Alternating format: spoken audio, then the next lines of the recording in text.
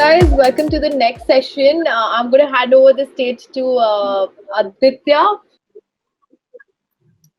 Hi everyone, welcome to the first webinar of the day. And I'm sure you really enjoyed the previous session. That was quite a power panel.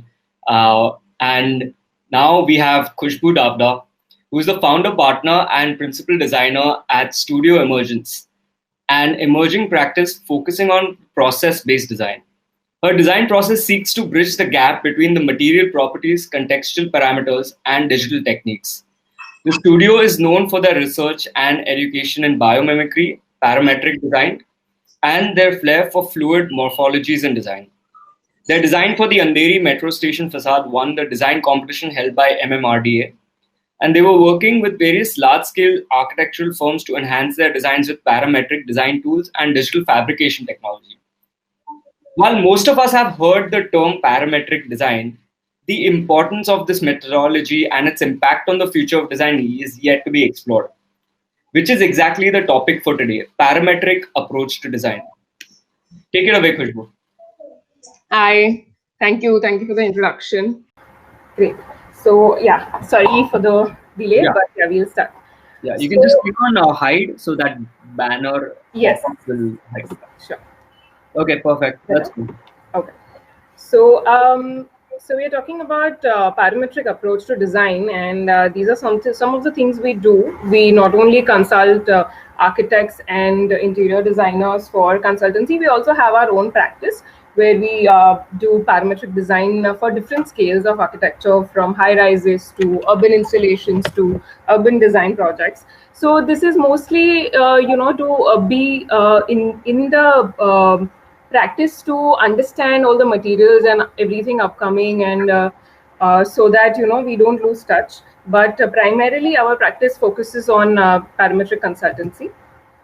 So actually what is parametric design is, I think, will be the best explained by this project called the Sagrada Familia. I'm sure all the architects and design enthusiasts must have heard about this project. It's in Barcelona in Spain, and it is done by this architect called Antonio Gaudi. And what is very important in this project, how it actually shaped modern architecture, is actually he did a lot of research in with prototypes and materiality to actually understand the material and what else can be done apart from the RCC framework we look at. So he has actually created these models which are inverted catenaries, which are just chains with different loads attached to each other, to understand how these forms of catenaries are very strong and how they can be inverted to create these really lightweight structures which can be youth spanned. If you go to the Sagrada Familia, actually, there is a workshop in the basement level where you can understand how these complex structures using biomimetic principles are actually constructed. Actually, Antonio Gaudi had all of these drawings, and he was a genius, so he could create all of these drawings by hand. But all of us, the rest of us common people, we have to actually rely on computational geometries and create these kind of structures on digital platforms like some software called Grasshopper or Maya, which we use to actually create and fabricate these kind of drawings. Now, this is an example of one of the structures using catenaries. Is the same principle which we are working on. It's a research project. And you actually can create these kind of geometries using boundary conditions, using methods like this to actually have a form which can be so complex when you look at it, but actually at the final this thing, it's just how much control you want in that form. So I was talking about what are the processes in a design. It can be from like a house you want to build, a small furniture piece, or an architecture design. There are different processes, right? Now, how when we are talking about Italians, when we are talking about the Spanish people, or anyone international who we look up to for architecture, what they actually do is they invest a lot of time in the research, in the technology, to create the quality of the design, and not only that, even the depth of the design, for it to actually get to a point where you actually look up to those designs. Unlike what has been happening in the last 20 years in India, architecture has evolved much better throughout the world. So what we are trying to do is again bridge the gap, because we don't want to be, like you were talking about how China is 25 years ahead of us. So we just don't want to be at the point where, like China is looking at us. I mean, we are, again going to the same. We are always, even after 25 years, we'll be like, okay, we are again 25 years away from other processes. So we are designers, because we think that there's a lot of potential in a lot of designers and researchers in India, and of course there's also a huge capacity of also scaling up industries. So why not create that kind of an ecosystem which actually merges both of these together, the skills we have and the design research capabilities we have in India. So you must have heard a lot about BIM and how BIM has actually impacted architecture. So essentially creates intelligent data points in a software which can be related to the final site construction, right?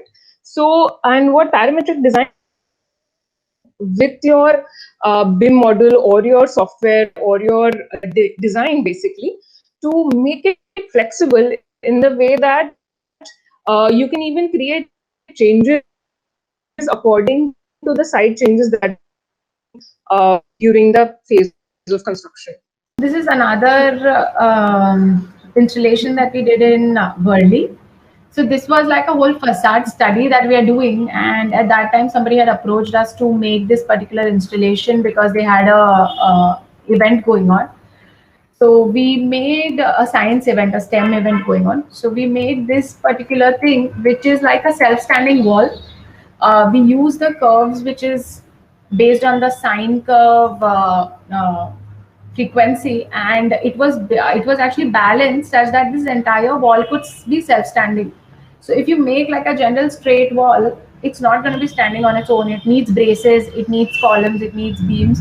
But when you have like a sinuous wall here, what happens is that because the curve actually balances itself, the entire form could stand on its own. So here are some of the photographs of how this entire thing was assembled.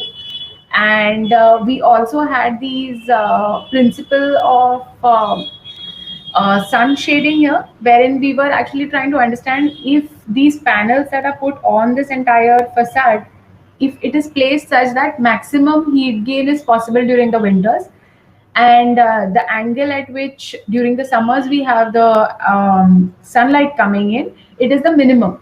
So that is what we were trying to achieve with this attractor that was shown in the previous slide as well. So here something that was very interesting was we were just assembling this entire thing and we laser cut it ourselves, and it was like just a studio work kind of a thing. And while we were assembling, it was never standing. Like this entire wall was just kept on falling and it was like a chaos. And the moment we put the final things together and like 5 people just left the thing and it was self-standing.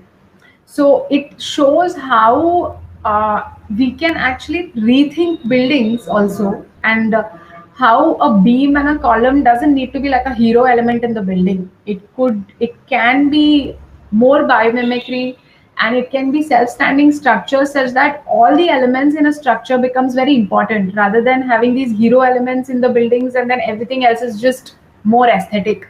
So for us, that's one of the things that we keep looking at, how we can make the entire building more workable, rather than just having these elements that are going to be always draining energy from us. Thank you for having me. So guys, thank you so much, Khushbu. Thank you, Sita. Thank you, Rizika. Thank you for having us. Thank you, Rizika. Outstanding work. Juhu Beach also needs a revamp. Yes, Ritwik, you are absolutely right. That is one 100%. fact that has been ignored. Guys, we'll take a quick 20-minute lunch break, and we can be back for Ritu Chanikar's session where she's talking about merging traditional crafts and traditional patterns into contemporary interiors. She's been doing that successfully for the past couple of years. So let's all grab our lunch quickly, or eat while watching, and regroup at 2 p.m. Guys, you're getting a lot of messages which are in your messages. So thank you so much, Khushbu and Sita both, and thanks. And we've never had so many emoji reactions. Oh, really? Yeah, Thank you. continuously, So excited. continuously. Going nuts. Right. All right. I think. Thank you. Great. All right, guys. This is a great Bye. session. Thank you, guys. Bye. Thank you. Bye.